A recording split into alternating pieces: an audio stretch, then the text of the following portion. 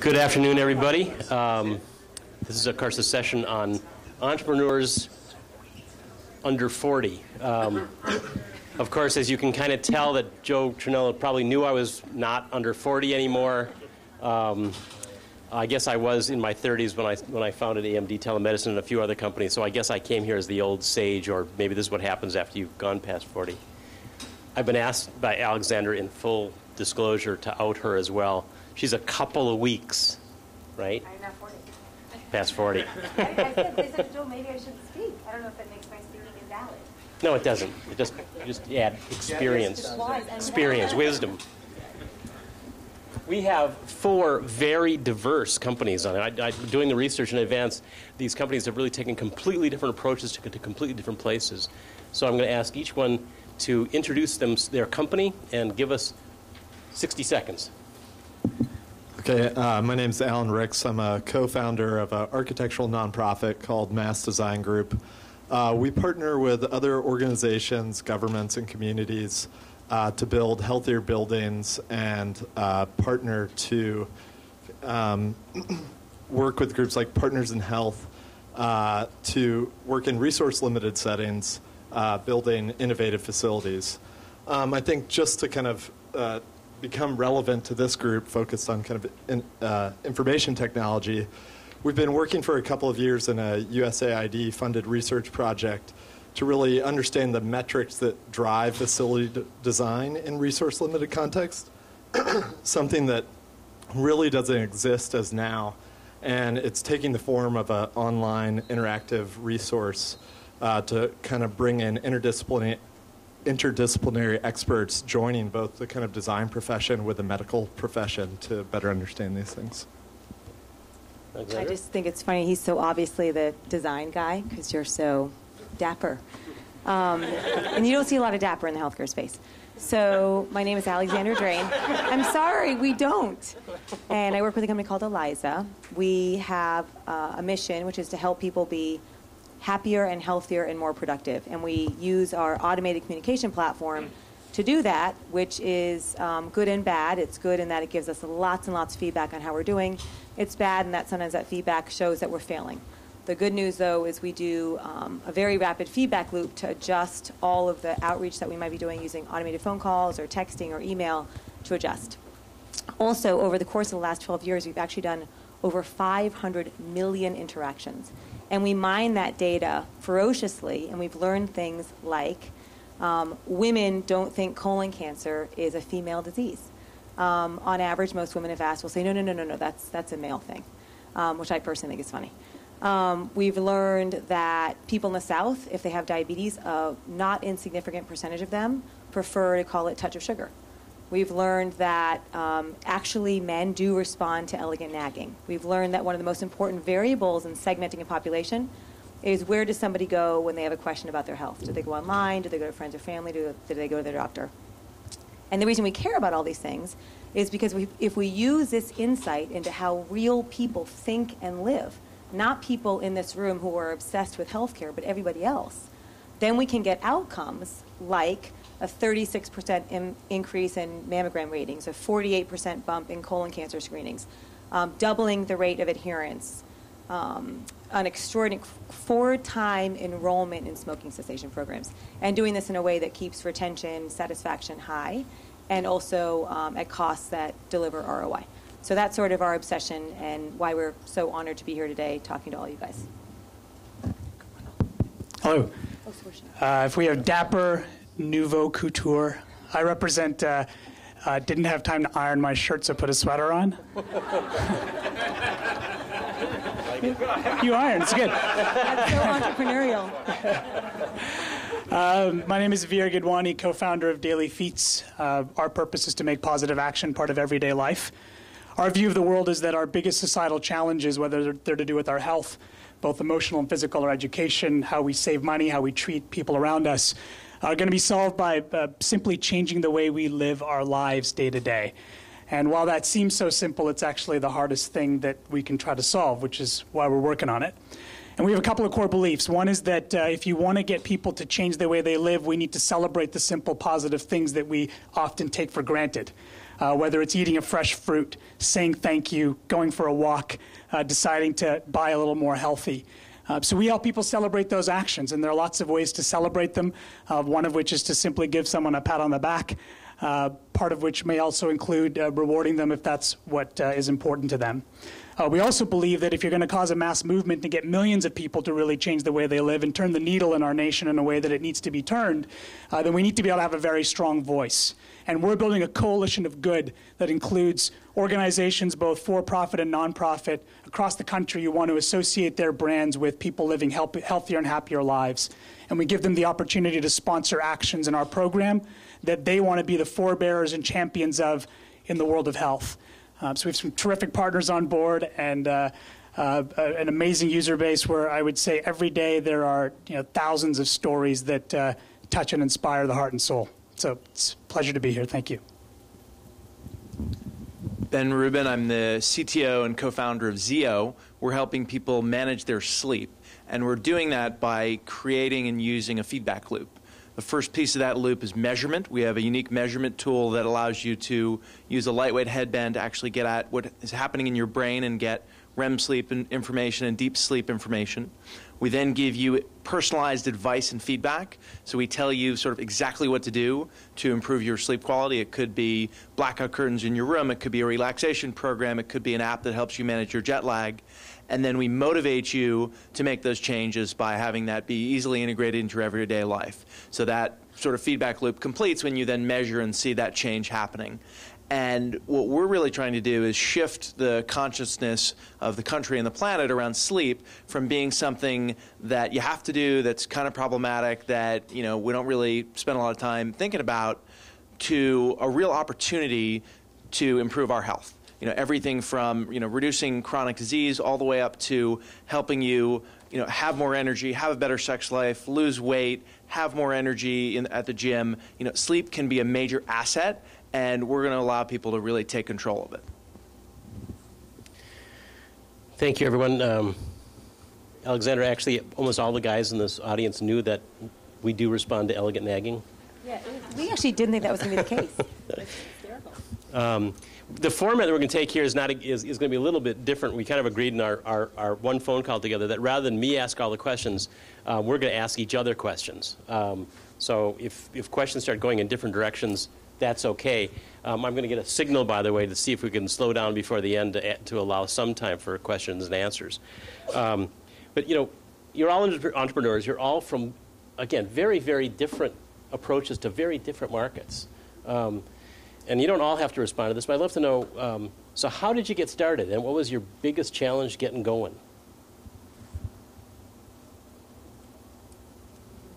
I'm happy to start. I thought. I think there were two things. There have been different things that have been a challenge for Eliza over time. Initially, it was convincing our customers that, in fact, using a computer to reach out to people and interact with them about their health would work. And folks thought that was just an insane proposition.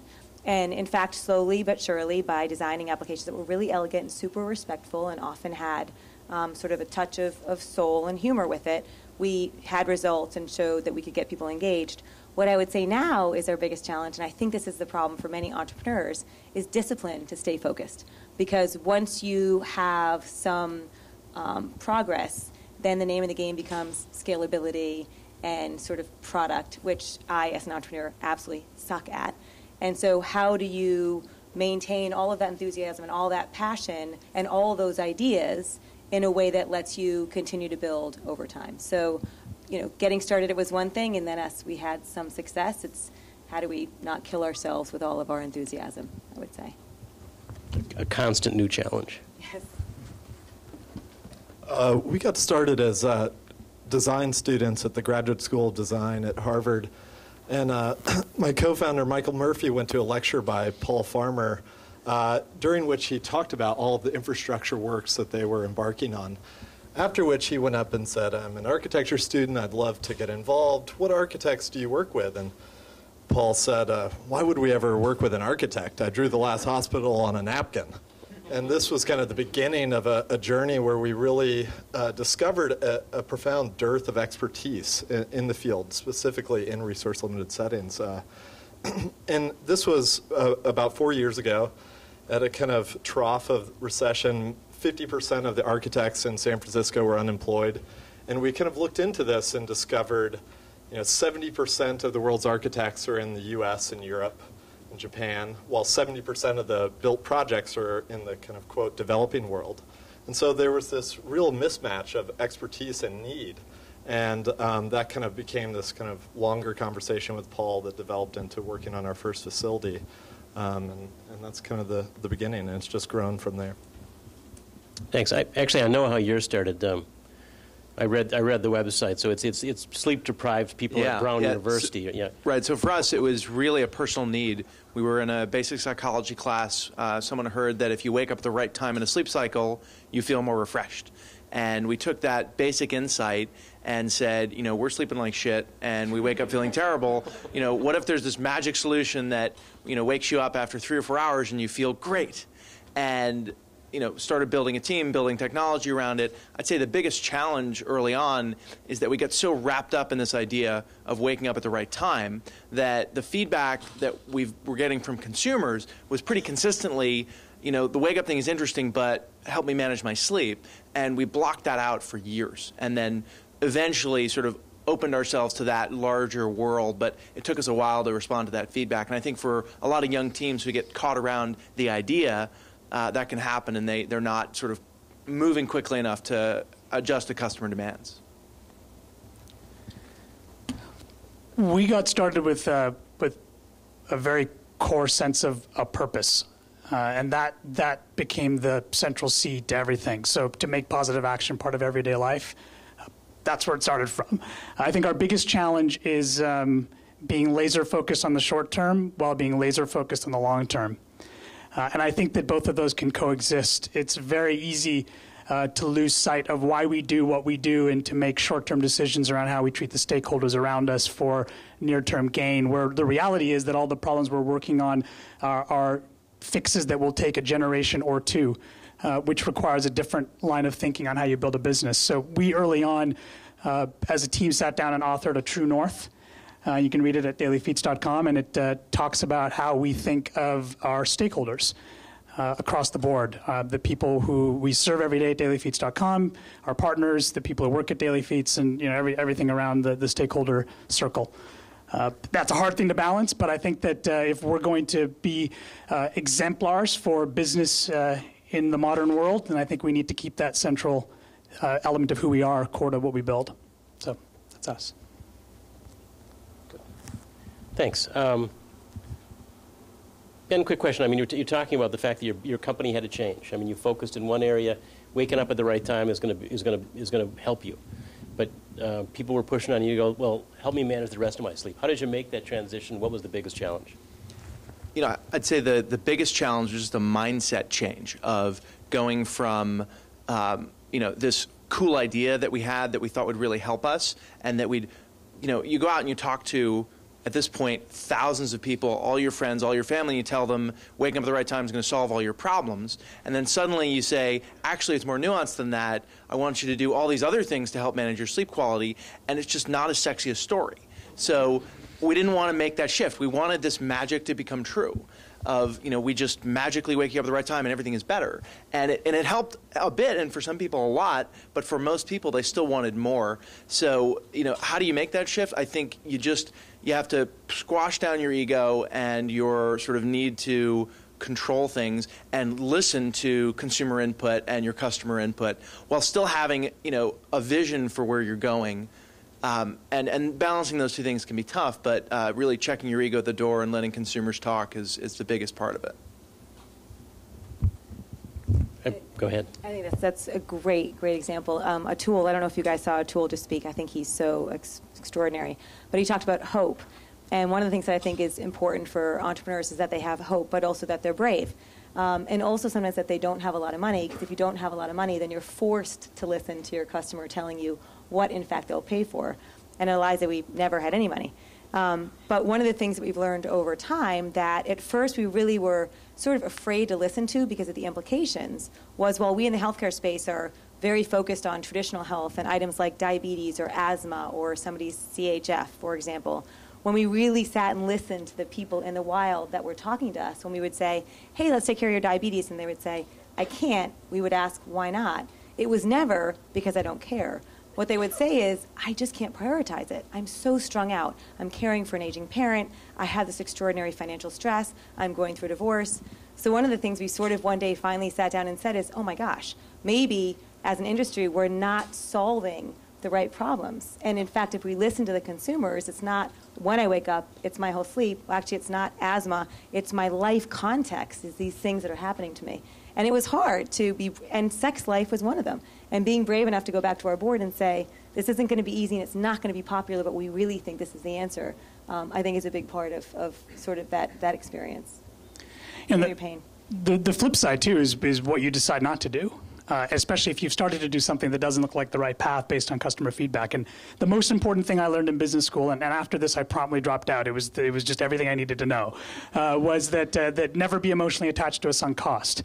It's an accounting principle. It's easy to say. I use it in every argument with my wife. Basically, I give up. And it applies to everything that we build. So we build the minimum viable product we can. We learn about it really quickly, as fast as we possibly can through multiple data sources. And if it was clearly a bad idea, we promptly take it outside and cut its head off, and we move on to the next thing. So that's an example of the laser focus on the short term that is really crucial to make sure you don't run out of resources and don't fulfill your overall purpose because you just run out of time. This is a polling question, so pardon me. The classic picture of an entrepreneur over the past couple of decades has been this energetic person with vision who goes off and writes a business plan, raises money, and then starts their company. How many of you did it that way? How many of you basically started the company and raised the money later, or basically raised it from operations versus raised it up front and go? Well, we did not write a business plan. We started the company with a bunch of people in a room and came up with an idea and then figured out how we could test it really fast. We put in a little bit of our own money and a little bit of angel capital, and then we decided to grow it on our own terms, and we've been doing it through revenue. That's been our model. We got some very early grants to just get the idea off the ground, and then we started raising money and haven't looked back. Have raised lots of money from lots of great investors, and that's allowed us to grow pretty quickly, although it does come with downsides and expectations, so it's not without negatives. I think we still don't have a business plan, actually, probably 11 years later. And I think a definition for me of an entrepreneur is somebody who can't not do it.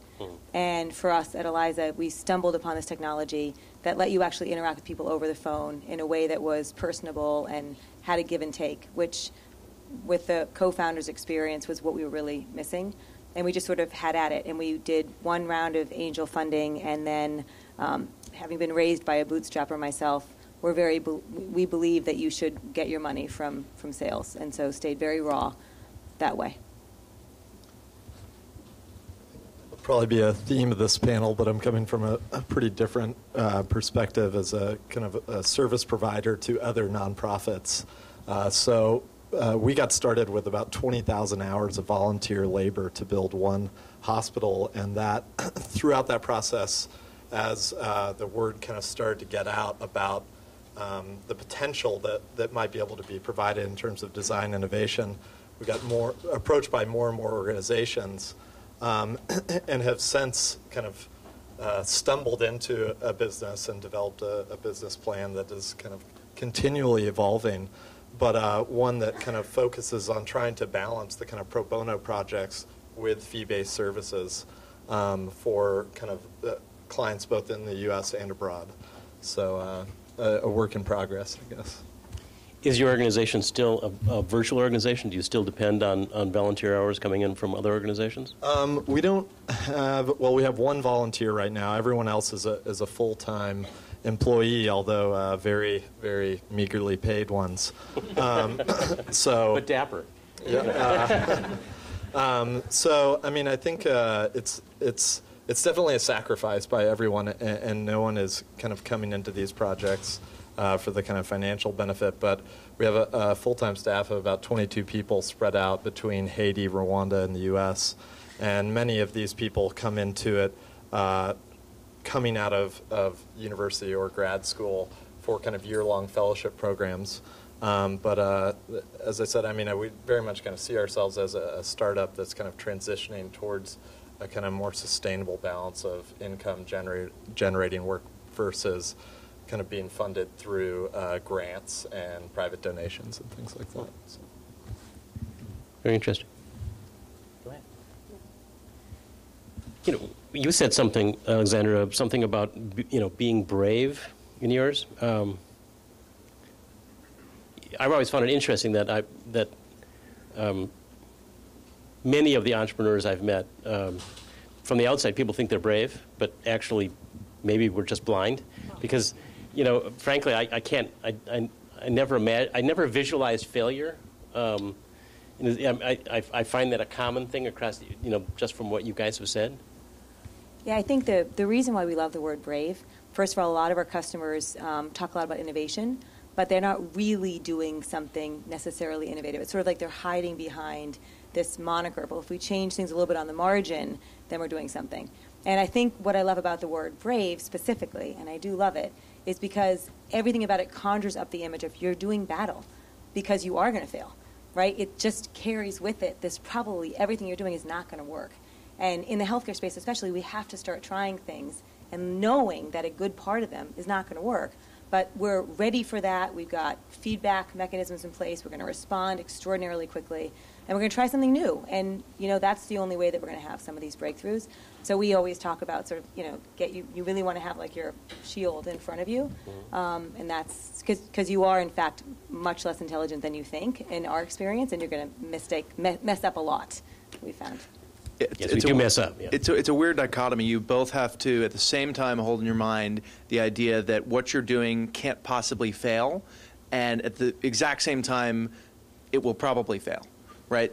Because otherwise you end up with that bullheaded, like, we're not listening to anyone, we're just going to do exactly what we're going to do.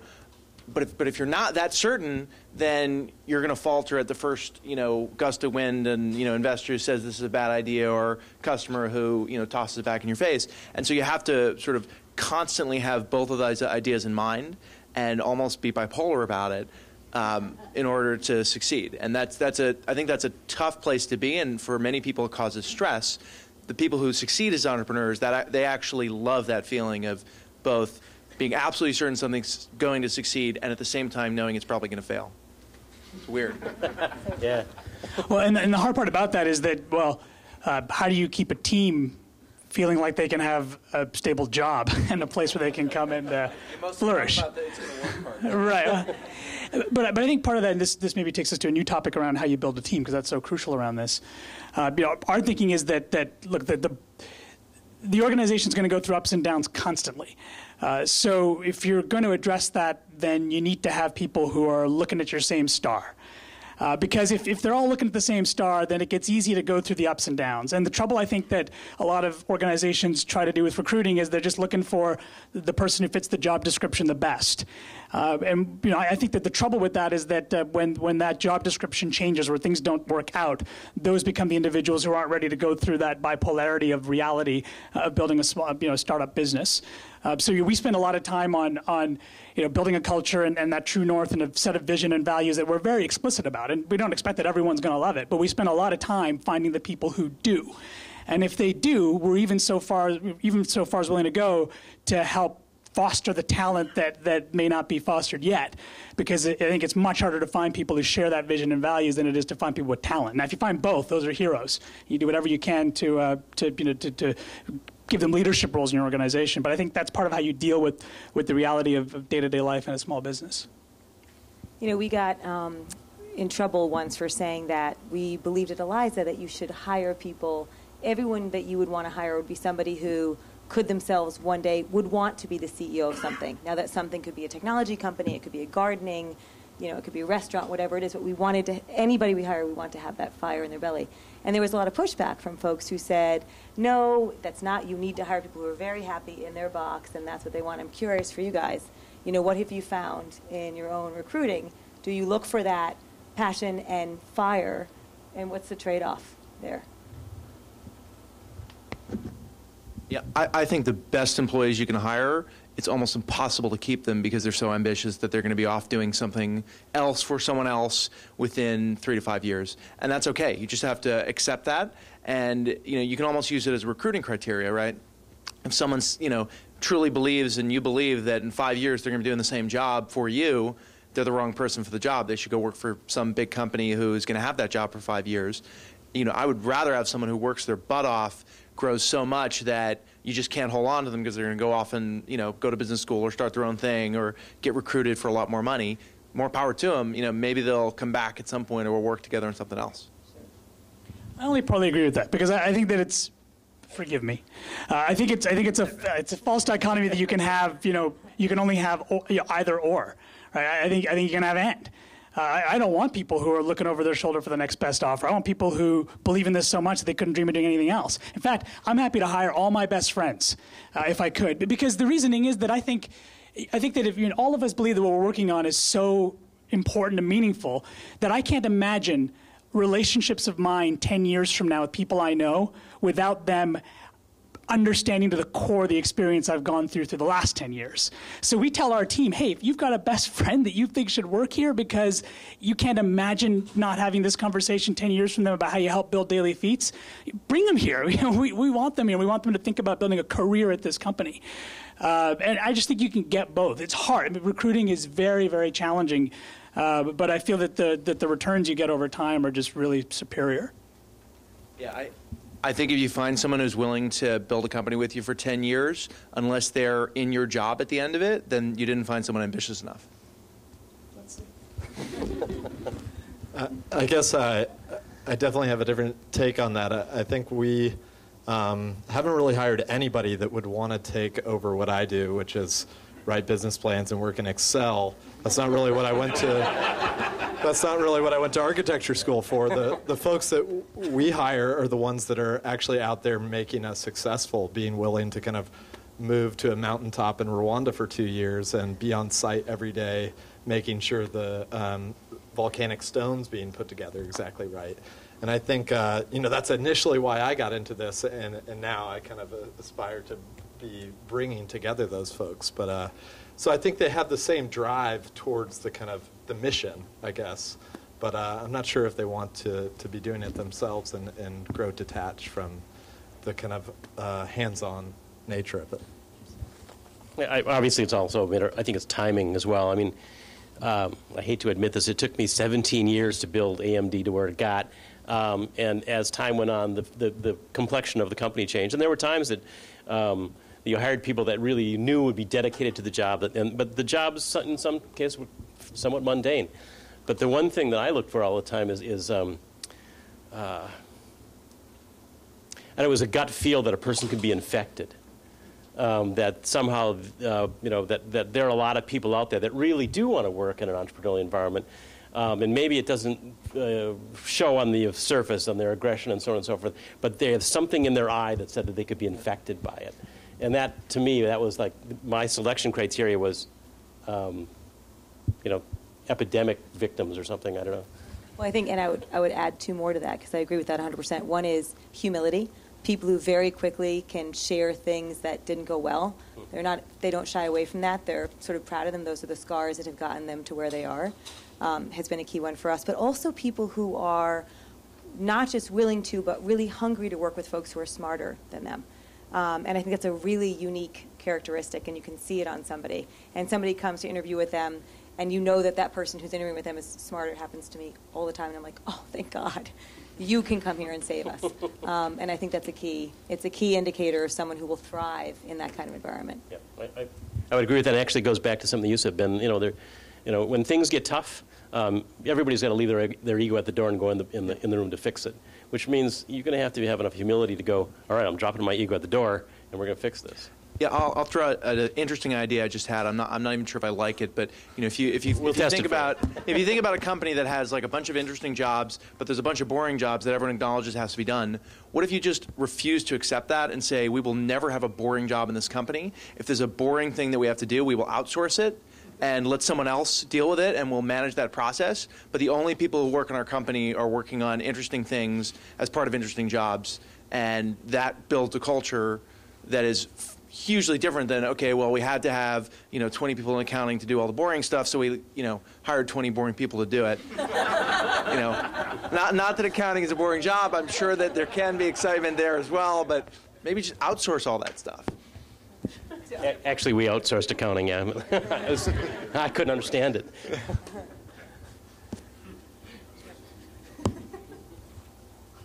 Any other questions from each other now? Any things you're dying to find out from your cohorts here? When we did our prep talk, I think it was you who had that, which we almost all got into a row about on the phone. The notion, I think you said that people in the healthcare space start companies to make money. It was close, and Ben and I were like, "What are you talking about? That's our problem. We're all so mission-driven." No, I think it might have been you and I arguing. I don't remember which it was, but why don't you tell us your opinion, and we'll see if I can disagree with you vehemently. I hope you can. We were hoping to actually, tussle by the end. In my experience in the healthcare space, I think one of our challenges is that we are all so mission-driven. Many people come into healthcare because they really feel called to help people be healthier. And so they get so enamored of that sometimes the last thing they think about is, I actually have to make money doing this. So in fact, I think we are an industry that is almost overwhelmingly good in our soul. And then I think one of our other challenges is because we're so mission driven, we believe that everyone else in the healthcare space cares as much about healthcare as we do. And in fact, one of the biggest disappointments for us as at Eliza is that when we reach out to people in their house, they're not waiting for us to call them or email them at all. In fact, they're doing something they find much more interesting. And in the healthcare space, to the extent that it's known as lectures, that's not what folks want. They really need to be inspired. And that's they need to be inspired about things that feel relevant in the insanity of their life. And that's a very different context than many of us sometimes go after. So unfortunately, I'm more on your side than not, so can't generate too much controversy, but so I actually think the entire system that we have is not profit motivated enough. You have people walking around saying like, oh my God, these companies are making way too much money doing blah, blah, blah, blah, blah. That's the sort of thinking that will lead to the death of creativity and innovation in healthcare, period, right? You have to put in place profit motive for companies and entrepreneurs and health systems in order to see innovation and have that, drive creativity. I mean, if you look at the massive growth in IT and software in the last 10 years, the internet, a lot of that is driven by pure greed, right? And there's nothing wrong with that, right? That has to be melded with, okay, we also have to have regulations to make sure that people don't get hurt and that there aren't, illegal, terrible things happening. But if we don't have that greed and that profit motivator in healthcare, we're not going to innovate. And I think that's why you see in the U.S. a lot more innovation than you do in some other countries where they've removed profit in many cases from the equation for a lot of companies. I don't know if anyone disagrees. Yeah, I mean, I don't disagree, except for the fact that I think it's dangerous if we think of that in the context of shareholder value and that's the only important thing. I mean, I think I perhaps have been a little bit brainwashed. I spent some time last week at a summit called Conscious Capitalism. And I think that, but I think that the beauty about the theory there is the concept that you can find stakeholder value. You can deliver value to all stakeholders in the chain.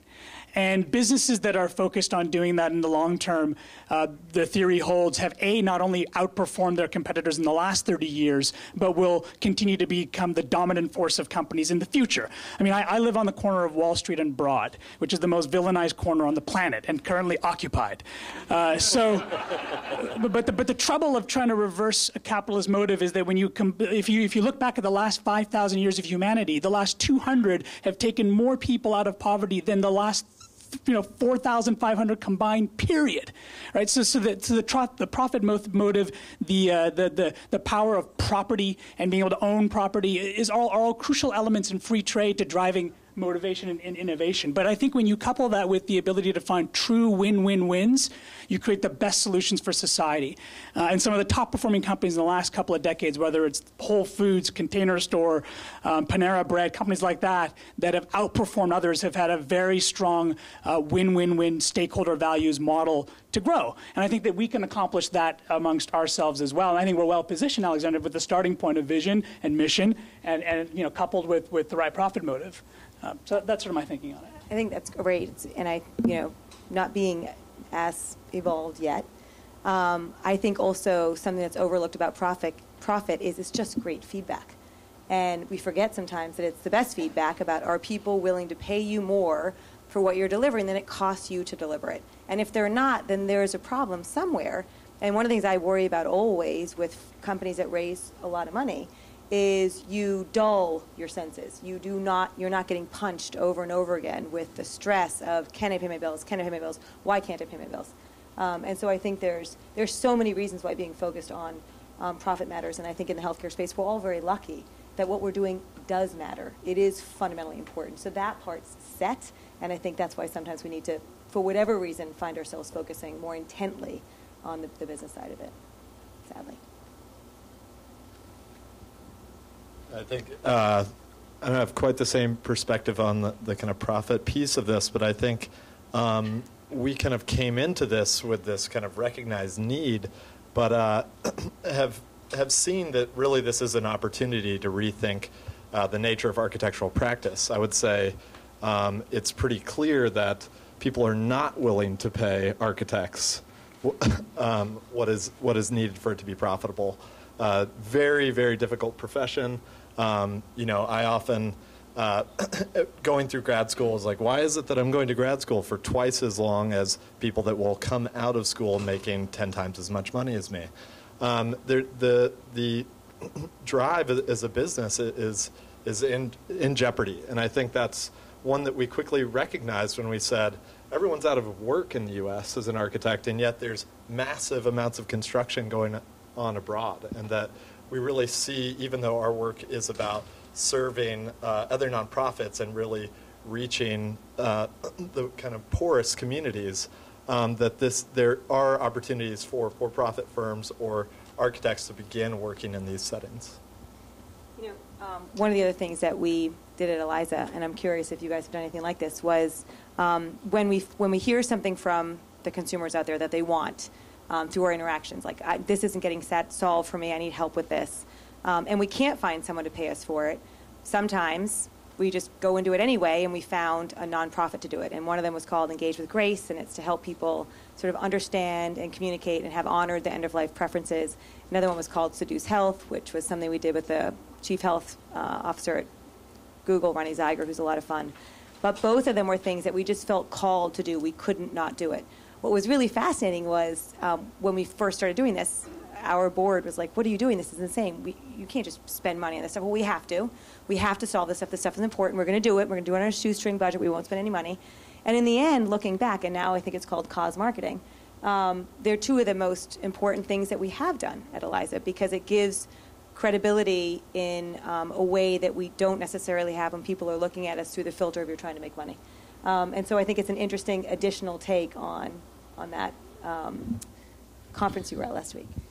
Yeah, and so I'm going to take inspiration from that, because one of the things that I've been arguing for somewhat successfully, somewhat unsuccessfully, is the idea that sleep is so powerful that we need the equivalent of a Got Milk campaign that spends billions of dollars convincing people how important sleep is.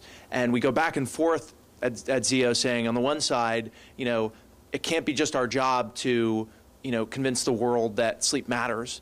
And on the other side, and yet if we did, wow, that would change, hundreds of millions of billions of lives, and, the company would ride along with that wave. So, it's a great challenge to, how do you take something that, the Got Milk campaign, probably was profitable for the dairy industry, but, who's the Got Sleep campaign profitable for? Right, and how do you get money to do that? I don't know the answer, but could you do it in the form of a nonprofit instead of your for-profit business? That might be the right way to do it. I think that an opportunity that we can take on in answering that question as professionals in this space, and we've built this as the core of our product model and our business model, is the fact that whether we like big brands or not, let's put that aside for a second, they have the biggest megaphones to talk about whatever it is we want to get people to talk about, whether it's sleep or doing positive actions or whatever it is. And if you look at the internet industry for the last 10 years, it's been financed by ad dollars from marketers. and VCs, but primarily ad dollars from marketers. But what's been happening over the last couple of years are two big trends that I think we can capitalize on, and a third that's really important too. The first one is that more brand marketing dollars, not ad dollars, are moving to the internet. That's the first thing that's happening. The second thing that's happening is that those brand dollars are being more and more attached to purpose. If you talk to the top CMOs in the world, they're talking about the purpose of their brand. Now, whether they authentically believe in their purpose or not, what they do know is one pure, simple fact, is that if you can connect with someone emotionally beyond a commercial connection, you create loyalty, and that loyalty builds brand value over time. The third big trend that's happening across, I think, and it started because of the slap in the face of the financial crisis, but has caused a lot of us to reset how we think of life, is a fundamental focus on how we live our lives day to day and trying to change those simple positive things. There's an opportunity there. And what we've been able to find is that brand marketers are willing to spend a lot of money to be a part of that conversation. And our thinking is that if we can take the money that sits in a brand marketer's pocket and get people to eat more fresh fruit, that's a win for society, period. And if it makes that company look better, power to them for the one to stand up and spend their money on getting people to eat fresh fruit, even if they don't even sell fresh fruit. And that, I think, is the power to play on. And I think what entrepreneurs can try to do is find those opportunities for their companies and look for those dollars, because I think they're out there and they're ready to be spent in a way that's purposeful, that's about improving the way we live our lives, and we need to capitalize on that. That's one of the cool things I think about entrepreneurship in healthcare right now, because we have different business models. We have different sources of revenues that, with good creativity you can go for. One of the problems with, entrepreneurship that went directly at healthcare and the old model is that, the amount, where the money came from was artificially controlled, and what was paid for was artificially controlled. And that's been one of the big stiflers, if you will, for innovation in this industry. Alexandra, I'll let you give one more comment, but then we have to open this up for questions. I was just going to say quickly, I think that's actually a critical point. And one of the things that we talk about a lot is a statistic that we got from our friends over at United, which to us undermines or really highlights one of the most significant challenges we in the healthcare space specifically have, which is the food, tobacco, and beverage industries together spend $80 per person in the U.S. marketing their wares. And the healthcare industry spends 33 cents. Now, that might be wrong. Maybe it's $3.30. Either way, the point is they have a lot more money. I think the other thing that we have a tendency to forget, again, because we are all obsessed with what we do, is what they're doing, the problem that they're trying to solve is easier. It is easier to get someone to sit on the couch and eat a bacon double cheeseburger while they drink a beer than it is to say, get up, go running, eat your couscous, have carrots, right? Like, those are difficult. Get 8 hours of sleep. Like, who in this audience can remember the last time they got 8 hours of sleep? I love you. That's amazing. Wow, purpose every time. Oh my God. So I just think when we think about this stuff, we have to remember, again, like when we're sitting in our wood-paneled conference rooms, the reality of the feat that we're trying to do, which I think gets back to whether we're getting big brands to support our mission or whether we're just remembering the basic, don't be boring in what you do, because the competition is ferocious for mind share and is solving an easier problem than the one that we're trying to solve. And I think that's just a battle cry that has to be in our head over and over and over. We could keep going and doing this for a little while, but I'd like to open it to the audience for questions. We only have about 4 or 5 minutes left, roughly. Does anyone have any questions? Yes? I have a question. I guess it's mostly for Alan. Thank you, everyone. You were talking about changing the face of architecture, that there's fundamental problem with architecture.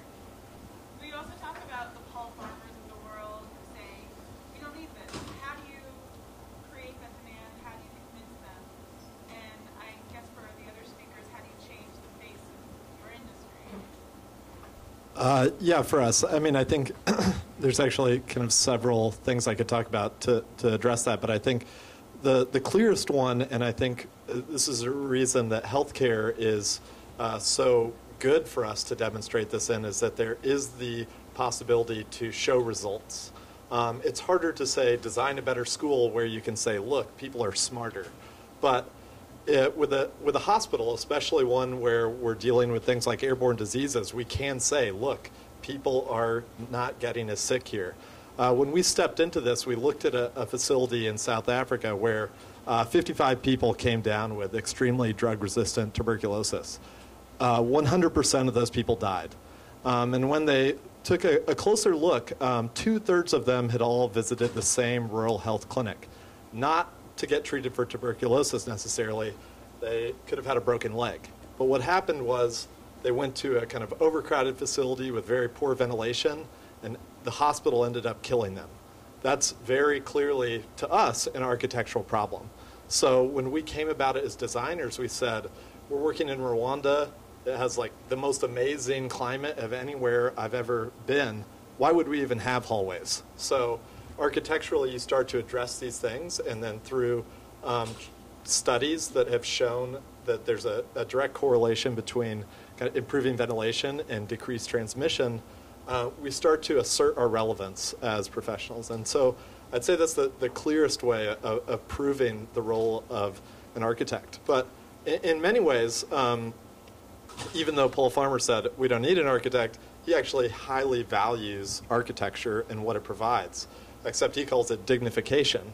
For any of you that have kind of read Mounds Beyond Mounds or something, he has a kind of quasi-obsession with fish ponds.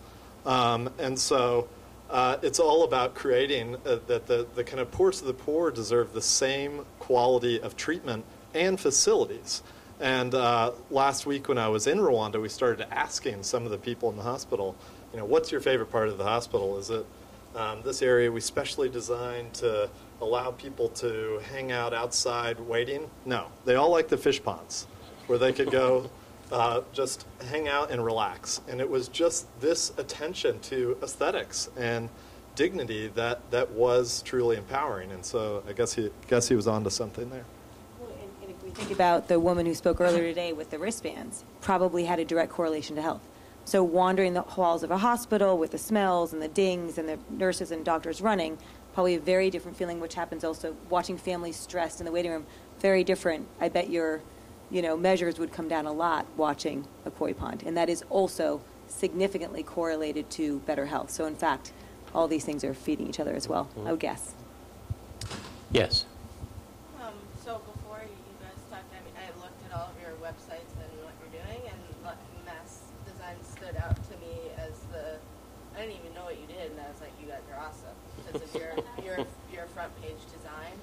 And I'm wondering what all of your outlook is, especially in healthcare, on the purpose of design and kind of what you're saying with architecture, but applying that to healthcare devices, products, services.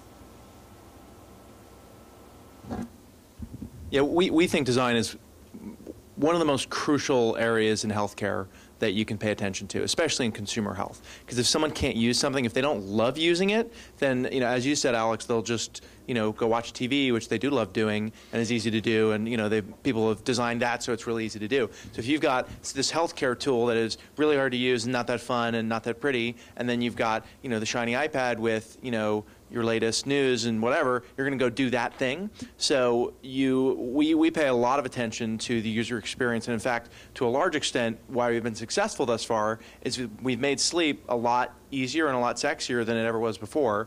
And we're going to continue to do that. And I imagine the rest of the panel feels the same way. Design is absolutely key to what we're doing. Yeah, and I would actually say, and it goes beyond, because I agree on that,